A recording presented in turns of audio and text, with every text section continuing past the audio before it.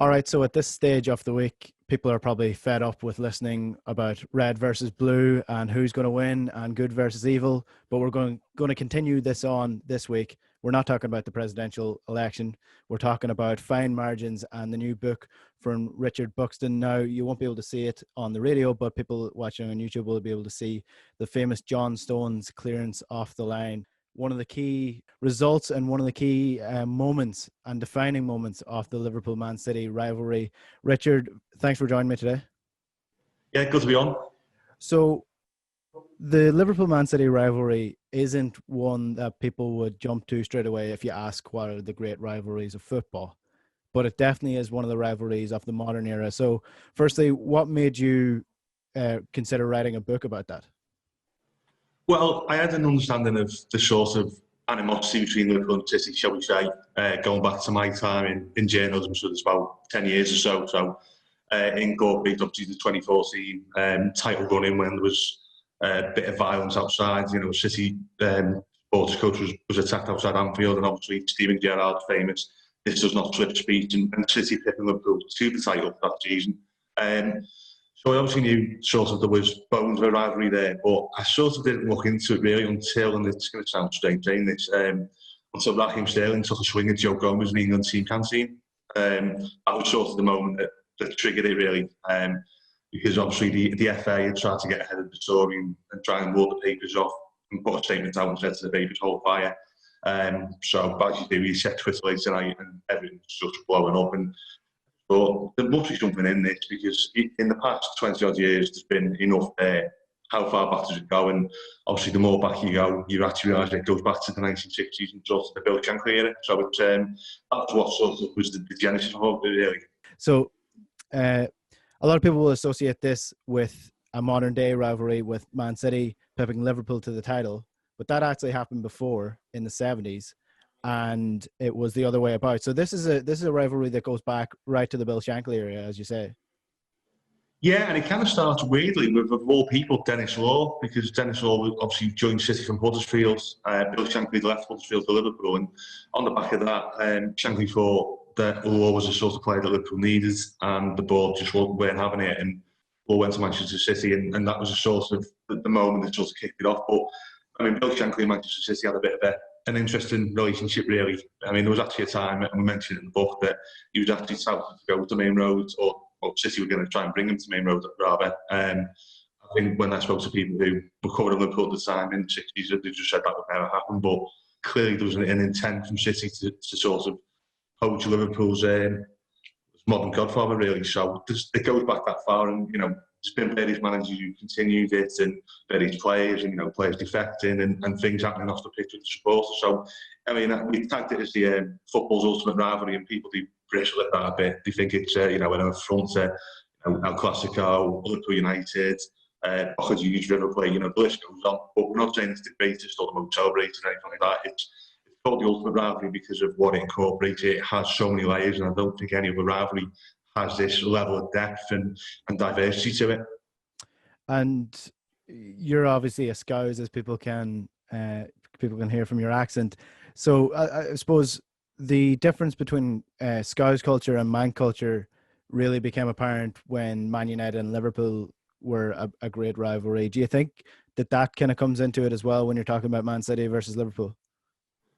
I think a little bit, yeah. I mean, one thing that I tried to do with the chapters was title them based on various Mancunian and Liverpoolian bands, albums and singles and that sort of thing. And some are a little bit obscure. You have to go back through, you know, there's some really obscure artists from the 70s and 80s. But I think, you know, music and culture, they seem to go hand in hand in the Liverpool-Manchester rivalry in general in terms of the cities. And obviously I wanted to reflect that in the book because, you know, it is a big part of it, you know, more so than anything else. I think football and music are sort of intertwined when it comes to these two cities. Yeah, and obviously Simon Hughes wrote a book a while back that was really good about the La's and the connection they had to Liverpool. And then obviously with through the 90s, you had the Mancunian bands rising with Stone Roses and Oasis. So it does actually go hand in hand with this, and it's quite an interesting part of this rivalry. In terms of Bill Shankly and Dennis Law and all that there, fast forward to when Bob Paisley takes over the club, that's when we really start to see a rivalry on the pitch as well as off the pitch, because Man City have risen through the couple of divisions below the old Premiership, or the First Division as it was called then. And after a couple of seasons, it's amazing in football how quickly it changed back then, that you could rise from the ashes and become title challengers within a couple of years. But that's what Man City did. And I suppose, did you find the first time you're really seeing these two clubs on the pitch start competing? I think probably the rivalry started a little bit before that. I think it's sort of the tail end of the Bill Shankly era, the sort of the short-lived Malcolm Allison period. Because, I mean, we spoke to Rodney Marsh, we spoke to Ian Callaghan, and, they both were very much of the opinion that Malcolm did a lot of things with effect and had a way of getting under Bill Shankly's skin in ways that he couldn't do with Bob Paisley later on when he came back. So I think it probably starts there. But you're right about how it became a force in English football, and they won the League Cup in '76, and they looked like they were going to make a good fist of the title challenge against Paisley's Liverpool. And it's interesting because Tony Buck, who was then everyman at City, became the manager in the same way that Bob Paisley became the manager, sort of a reluctant hero, sort of, quite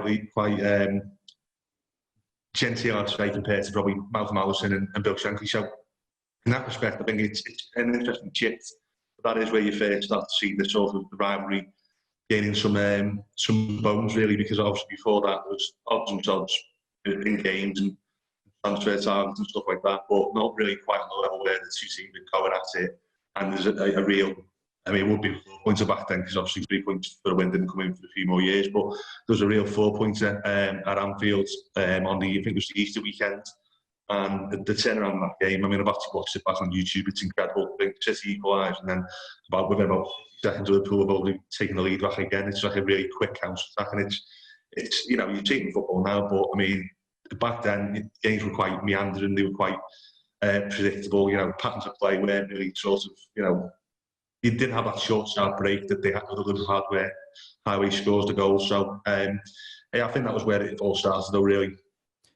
Yeah, and Martin Tyler, when Man City pipped the title ahead of United with a Aguero goal, he summed it up with, "You'll never see anything quite like this before." But it turns out we actually have seen that quite a few times since. We had the Arsenal '89 title, and then we had obviously we'll talk about the Man City pipping Liverpool to the title on the last day of the season more recently, but we also had the 1974-75 season where Man City are beaten to the title by Liverpool by 1 point as well. Talk us through that season. 76-77, I think that was. Oh, sorry. Yeah, sorry, I got my dates. So it's honestly, I got to a point where when we were going for proof, and the fact checkers were going back and going, "Are you sure this is right? This league position at the end of the season?" And because you're pouring over so much information. But yeah, I mean, I think Liverpool probably, it seems to be a habit in the sort of the Paisley era that they would ease up near the finish line once they knew the title was in the bag, and I think probably they would have probably finished a lot further ahead of City if they'd been on it to each other. Obviously, they were going for a treble at the time, which ended out to be a double in the end. So a lot of things came into play, but it does show you how close it is and how fine the margins, if you pardon the expression, really are. And obviously we saw that later on coming into the 2018-19 season. So I think they haven't always been close, but when they have been close, even if they're not vying for a title, I mean, I think in the early 90s, City and Liverpool were sort of a bit neck and neck for the time in the Peter Reid, pre-Roy Evans era. So they were obviously always quite close, but just never quite at the business end of the table for a lot of these games that they come up against each other. Yeah, and obviously Man City have a checkered enough history when it comes to the late 80s, early 90s in terms of their league position and even the league that they're playing in. So the rivalry sort of disappears for a while there, and then we see with the City takeover and their rise in English football again, and then Jurgen Klopp takes over at Liverpool. How much of a defining moment do you think that is for Liverpool and City, that Pep Guardiola comes to City and then Jurgen Klopp comes to Liverpool, because the two of them already have a rivalry, so it's almost like bringing that to the English shores? Yeah, and I think that was probably elevated the rivalry to another level. I mean, you look at the sort of the churches of football that these two managers come from, they're very different. Klopp plays a lot of heavy pressing, whereas Guardiola prefers the possession-based stats, and I think that sort of added another layer to this. But in terms of elevating club standings. I think City have got greater consistency, and they did have greater consistency up until last season, and obviously Liverpool have now found their sort of what they consider to be their appropriate level now. So I do think that was a massive turning point. But obviously the fact that the two managers had history from the Bundesliga as well, that was a huge thing, and obviously as well. I mentioned it in the book, and I think Ralph Honigstein in his book about Klopp mentioned it as well, that Liverpool weren't the first team to make a play for Klopp. City did make some sensitive inquiries. Manchester United made a very ham-fisted play for him, and Liverpool just sold him on the history and the identity and what he could bring, and it seems to be a perfect fit. But I think for City as well, I think Guardiola has been incredible, and hopefully he'll be around the Premier League for years to come. Yeah, it was almost sold as the heavy metal football against the more refined sort of classical music of Pep Guardiola in terms of their football style. From talking to loads of people, and you speak to loads of people in the book throughout the 70s and the 80s and up until the modern era, how do you think the clubs have changed in terms of how they feel around them in the last couple of years? Like, do you think that, because obviously English football changed so much and so quickly, and so many people were able to win the league back in the 70s and 80s and 90s, compared to now where there's so much money and it really is a race to the finish with who has the tighter purse straps? So do you think that this Man City Liverpool rivalry is one that we'll see for years to come, or do you think is it sustainable, or how do people around the clubs feel about it? It's a strange one, really, because I think, you speak to City fans and to Liverpool fans, and they'll say, well, they're not our rivals in the way that, Man United are to both. I mean, it's sort of, they've got a mutual enemy there, but it does feel like the sort of the intensity, the animosity. I mean, you only have to look at the coverage across the two flagship newspapers of the City. The Liverpool Echo, whenever there's an injury to Manchester City, it's billed as good news for Liverpool. And, whenever Liverpool suffer some sort of setback, City do look at it from the Manchester Evening News and say, it could give City an upper hand. There is a sort of, I think it's grown, especially since, as you say, the Klopp and Guardiola movements. I think that's really raised the bar. And now you've got this sort of enclave of hierarchy in the Premier League. And we saw with Project Big Picture, the sort of teams that were going to be benefiting, enriched from this planned breakaway. Liverpool and City were right among them. I mean, Liverpool were the driving force, or joint driving force with Man United. But that shows sort of where their position is in the sort of the English football and food game. Whereas if you go back maybe 20 years when City had that fleeting return to the Premier League in 2000, 2001, Liverpool were pushing to be in the top four conversation. City were trying to keep their heads above water and ultimately failed, unfortunately. But since they've come back, they've consolidated and now worked their way up, thanks to the Abu Dhabi takeover, to be one of those top four, top six teams that is going to be a driving force. Whatever happens with big picture plan, or whatever happens with any European Super League, those two are going to be front and centre of it now, I think. Yeah, and that's an interesting one that you bring up, the animosity between the two clubs, because I suppose when you think about traditional rivalries, you think the Roy Keane versus Vieira in the tunnel incident when it was Man United, Arsenal fighting for the title, or even just the animosity between Liverpool and Manchester United fans. That doesn't seem to be there when you talk about Man City Liverpool. It seems to be very much a rivalry on the pitch, and not between the two clubs, just between two fantastic football teams. Do you think is that due to modern era football in terms of it's just a little bit cleaner now and it's more refined, or do you think is that because it's still sort of a new thing between these two clubs? Probably a bit of both. I mean, to be honest, I do try to sort of keep an eye on sort of what the fans are saying on various message boards. And obviously, Blue Moon's a driving force of the City fans, and Liverpool has got its own dedicated thread there. And I don't think there's I wouldn't say it's friendly, put it that way. And I think when you look on the Liverpool message boards, the same thing about City said, there's a real political hatred creeping in. And I think that's probably social media's around that aspect of things. And we've seen it. You mentioned the election before. You're seeing people are getting drawn into the sort of the drive and defending them vehemently. So I think it's probably growing, but maybe not as much as you say. United Arsenal hasn't been at the level it's been 15 years ago. United Liverpool probably even less. So I mean, I think you count on one hand how many times Liverpool United have really been in direct conflict in the Premier League and in other competitions. It's very rare. So I think time does wear away a lot of these sorts of hostilities, but a lot of people will always be at the forefront of their minds. But I do think Liverpool City is growing, and you saw, I write about the bus attack, and I write about it from a sort of, a personal insight, because I was outside on Anfield Road waiting to see the sort of film, shoot photographs, stuff, that sort of thing, because, a print journalist isn't just a print journalist anymore. Mm. But there were things that when people talk about the coach attack, idiots. It was more than that. It was it became a cultural phenomenon, that event, before, what happened to the City coach happened. So, that sort of thing of, ramping up the rivalry has been there. I'd say on both sides, probably predominantly the Liverpool side, because they see City as the sort of the upstart to it. They were, trying to muscle in on their sort of patch in terms of being a successful and winning machine. But, City have got the history going back to the 60s. They actually won a European trophy before Liverpool. So, saying City just some newcomers with a bit of money in, the usual council club jouts that we get from Liverpool fans, which is based on the obviously the ownership of the Etihad Stadium, the tendency of the Etihad Stadium, that sort of thing is, it's thrown up, but it doesn't really paint the accurate picture of where Liverpool and City are as clubs. I think, City are if they haven't done a run with Abramovich. They've had a bit of help, yes, from the Abu Dhabi ownership, but they still try to push their academy prospects forward. They've still tried to do everything the right way.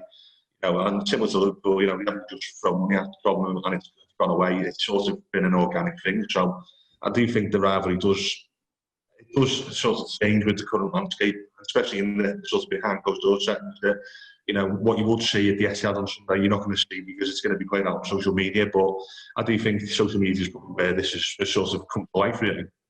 Yeah, so you cover both clubs, which is quite an interesting job. So what was it like being outside that bus attack, for example, in terms of how do you approach that in terms of coverage? It's tough, really. I mean, I didn't really pass comments on it at the time, because I didn't think it was really the sort of thing to pass comments on. And also, I've got a foot in three camps, because I cover mainly City, Liverpool, and Everton. So you kind of traverse a bit of a fine line, trying to not upset one side to please the other. So, I mean, at the time, it was, details were very sketchy. It was sort of, it's similar to, unfortunately, the Sean Cox attack. I was there that night as well. I was actually standing outside the press entrance, and saw all the police and stewards running down the press entrance to run out to One Brick Road. So, but a lot of details like that night were very sketchy. So, you were relying on what the police put out, what the clubs put out, and it was only when you saw the footage from inside the bus, which is available on YouTube. I think one of Pep Guardiola's technical assistants put it up. It's I know the multi-million footballers, I know they live a very charmed life, but if you put anyone in that situation, that is terrifying, and that must have been a tough experience for them. And I think it was reflected in the performance of the team that night. But in terms of, it gets brought up now, and Liverpool fans use it to sort of go City fans, and City fans use it to sort of berate Liverpool fans. It's sort of become a point scoring exercise. But that night, I don't think really anyone who sort of was involved in the sort of the organisation of it, shall we say, whether it's from the authorities or people who put it out on social media without any accountability. I think no one was out looking that night, so I think it's going to be a contentious one for years to come, really.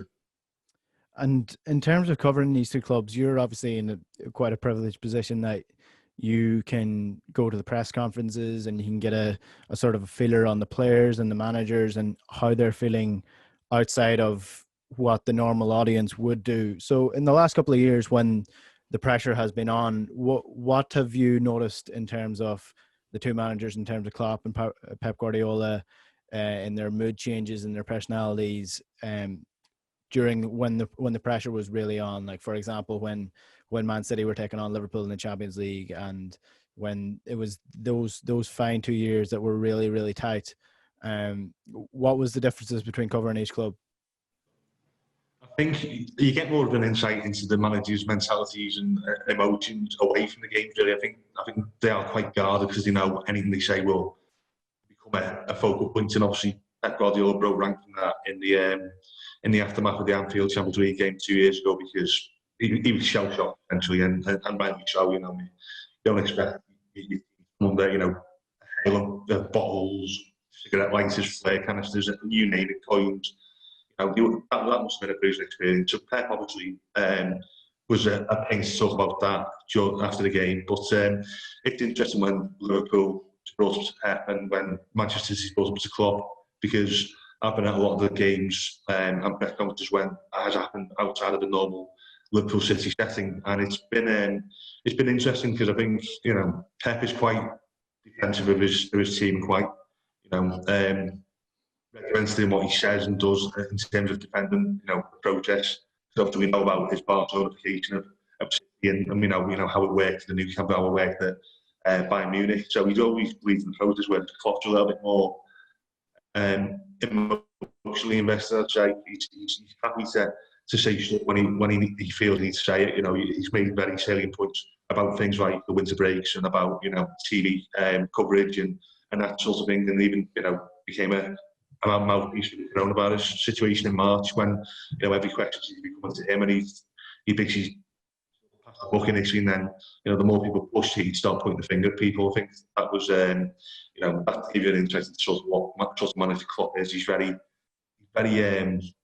combative, I'd say, whereas I think Guardiola's a little bit more diplomatic, but I mean, it's a bad thing. I think Klopp being combative has actually helped Liverpool. You look at the way they haven't had the rubber green on VAR recently, and then he makes points about it, and then the one time they do have a VAR call, they could go against them, against West Ham, penalty. Correctly, I've got to ask, so it does have a benefit, and similar to the Guardiola's, I think that they have very different outlook on football, but they clearly get the same results, and that's what Master essentially wants. Yeah, I definitely do think that Klopp is more emotional when it comes to it, and I do agree, and I'm glad you brought it up that when you push Klopp, there is a bit of a bite there. If you start to push the dog in the wrong spots, and he eventually will snap at you, and that definitely does come across with Klopp. But that's essentially what makes him a winner as well, because people think he's just this Mr. Nice Guy, but deep down there is a real drive with Klopp. Yeah, and I think the perception of Klopp is quite strange. I mean, I know that over here in the UK, Spitting Images had a bit of a reboot, and Klopp is parodied quite extensively as this sort of guy who's just a bit daft, just laughs at everything, whatever's thrown at him, and his team just laughs at it. He doesn't really fight for his team. He's sort of just whatever. But that's not the reality, and you see the way he is. He's not just the guy who just goes starts fist pumping in front of the Kop after a win. He does have a battle hard mentality. I think that's probably what sets him apart from Pep a little bit, because Pep is the ultimate purist. He learns at the knee of Johan Cruyff and took those values and that philosophy right down to the letter, where Klopp is a bit more, I'd say probably a bit more unique in his approaches. He will put the team that goes out and runs through brick walls from. It won't always work, but that's the method he goes with, and it's constant. And you see the demands on the players, and the stats must be absolutely incredible. The running stats for the miles he put in, and that shows you sort of what Klopp wants. He wants battlers. He doesn't want to be sort of. I mean, a Pep Guardiola light, which was what his predecessor Brendan Rodgers essentially was when he was at Liverpool, and that was probably what cost him the Premier League title in 2014. So I think battling and digging in is what Klopp does, and that's why he was renowned as a bit of an English coach when he was in Germany, and the heavy metal football tag did sort of gain traction then. Yeah. Well, I know who I'd rather get shot out by, and it's definitely not Klopp. But I suppose over the next couple of years, Liverpool, Man City are favourites again this year to be battling out for the title. I brought up the United-Arsenal rivalry on a couple of occasions because you see now with Sky Sports, even to this day, they still have this in their head that Manchester United against Arsenal is one of the great rivalries, and you see the same with Manchester United against Liverpool, with the likes of Red Monday a couple of years ago, and things like that. The everlasting rivalries that even when they're not contending for the title, it still is in the mind that these once were two big giant clubs of the past, and they still are. At what stage does Liverpool, Man City get into that bracket? I think it should be already being there now, based on obviously the evidence here. But in terms of the it's sort of the Red Monday thing, it was quite prominent, and I think Sky got the fingers burned a little bit by the goals drawn that night. But I think probably in the next, a lot of it's going to depend on probably, the future Pep Guardiola. If Pep sticks around at City, which he's hoping to do, but obviously he feels he's got to earn it. He's got to, merited a new contract extension, even though City hierarchy is saying, we'll give you it, no problem. I think if Pep sticks around and sort of creates this sort of a tapestry with Klopp that has to the City-Liverpool rivalry as a whole, I think it should start becoming in the sort of the United-Arsenal, United-Liverpool to a lesser extent. I think you look at the United-Arsenal thing, that was honed on agonists. You had Wenger, Ferguson, Keane, Vieira. You even go back up further, Shankly and Rice. Liverpool and City has the managerial protagonists, but maybe not quite the level of on-field protagonists. There'd probably be closer to a bit of needle. It's probably the fall from the Man Ederson collision, but that wasn't intentional. It wasn't like with Keane obviously going out to Melvin Haaland and the Manchester derby. It wasn't that sort of thing. So until we end up with someone really sailing close to the winds, which hopefully they don't for the sake of fair play and objectivity, then I don't think it'll ever be sort of on that level, because I think, as you say, the times changed. Football has become more sanitised than it was probably in the United Arsenal era, especially when you look at how Ferguson derided Wenger when he came in. He said, he's just come from Japan, what does he know, basically? And that's the sort of thing. You're not going to have that with the PR savvy Premier League now being what it is. So it's probably going to take a few years, and probably needs both these to be really up there for it to be considered in the mainstream, be considered one of the bigger rivalries. But there is going to be enough fanfare there now. Sunday Sky Sports are probably going to be in overdrive in terms of building up to the game. So I think it's probably already up there in that respect. But in terms of becoming a sort of sweeping rivalry where everyone knows about it in every facet of public life, I think it's probably a few years ago. So in terms of this weekend then, and this season, obviously Liverpool lost Virgil van Dijk, but they've started quite well, and Man City have sort of been a little lackluster again this year without Aguero and Gabriel Jesus not really on the score sheet as often as Man City might like. Have you been going to the games first of all, or are you working remotely at the minute? A bit of both. I've had to cover City from a distance, because obviously they've got limited space. Obviously they have regulars who go every week and they take precedence. But the trade-off of that is that I've been going to Everton, Liverpool weekly since lockdown kicked in, more or less. Been to every game, so it's good to be at the grounds and see a bit of insight into what's going on. But I think when you watch from a distance, you basically like the rest of the world. You watch it on the screen and you can't really see things. You can't see what the manager's doing. You can't see what sorts of patterns of play are opening up. Whereas when you're in the ground, you can sort of see it, because you're especially in Anfield, Goodison, those sorts of grounds, you're at a higher vantage point. So, yeah. But yeah, I've been intrigued by Liverpool, because there is a danger of them dropping off. Monumental title win after 30 years, and we saw it in the sort of the post title come down.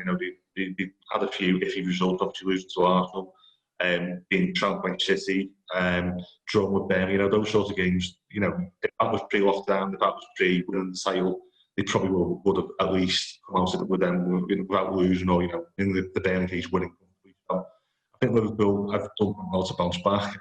City, I think, when you look at the performances, they're not prolific enough in terms of the chances they create. They're not finishing them off, and especially was a case in point, it was so wasteful again. But I think a lot of that is down to losing Aguero. Aguero is one of the best players in Premier League history. So if you haven't got him, even at 32, 33, it's still going to come home to roost. And obviously, Gabriel Jesus, as you say, he had his best runs of running form when Aguero's been alongside him. So he's feeling it as well. So I think City are probably slightly underdogs. But then again, they've still got that 5-0 win bank from July, so that should hopefully, make it a bit more of an even contest. But on current form, you probably do look for the favourites. Just before we finish up, Richard, so you've been covering games at Anfield. So what is the difference? I suppose if you're thinking about certain stadiums in the world that it would be different covering behind closed doors, Anfield is certainly one that stands out. So it must be a bit of a surreal experience. Yeah, massively so. And I think, I mean, I went to the Michelin game last week, and it really came home how monumental the whole Pankos doors thing is, because the last time the Champions League game was at Anfield, you know, there were 50,000 people there, rightly or wrongly, because of the Atletico Madrid situation. You know, banners, you know, it was real, servant nice. And then to just see these sorts of banners just being standing for 90 minutes, it does bring it home to you. And, you know, I mean, it wasn't a great game, it was quite languid in parts. And that's the sort of game where the crowd would cheer up the Liverpool team and you know, get on the opponent's back. And that sort of art-on-ship, I think that's taking the sting off the games. And probably why we've seen the very obscure results. Obviously, you know, Villa winning 7-2. You know, the list goes on. It's been a surreal sort of time, and I think these weird results, until fans come back, until we get back into that sort of ebb and flow of what used to be normality, I think they're going to continue for the rest of the season. So we could see probably some of the Liverpool, City being up there, but you'd like to think that both teams will have enough to be in the conversation at least. So Liverpool Man City this weekend. If you want to read more about the rivalry and how it's becoming more of a thing and how it was as a big thing back in the Bill Shankly and Bob Paisley eras as well, then get on to Fine Margins by Richard Buxton. It's a really good book filled with tons of interviews, tons of sources from back then as well, and loads of information about the title run in 2018-19 and beyond that as well. Richard, thanks very much for joining me today. See you then.